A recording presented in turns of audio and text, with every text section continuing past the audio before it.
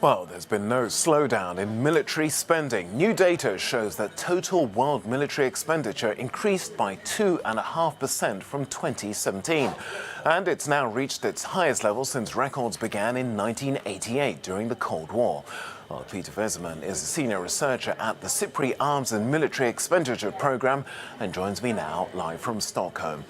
Can you tell us more about your findings here? What's the reasons behind this spending boom?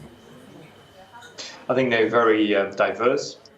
We see that, of course, any change in the United States, which is by far the largest military spender in the world, it accounts for about a third of total military spending. Any change there will have a very significant impact on world military spending. And of course, we see that the Trump administration has really been promoting the idea of a stronger defense.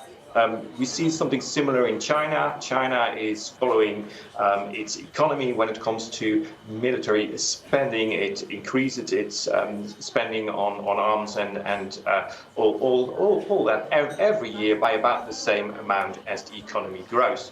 So they follow that, and as long as the economy grows, we will see an increase in military spending there. And so there are very different other reasons in other parts in the world. Europe, we see a growing apprehension, threat perception towards Russia, and that has been an important reason for several states in Europe to increase their military spending, especially those states which are close to Russia. At the same time, we see that Russia actually has decreased its military spending in the past 2 years. Well, the defense industry has always been one of the world's biggest motors for change. But what do you think we can read into this? Are there any surprising figures? Surprising.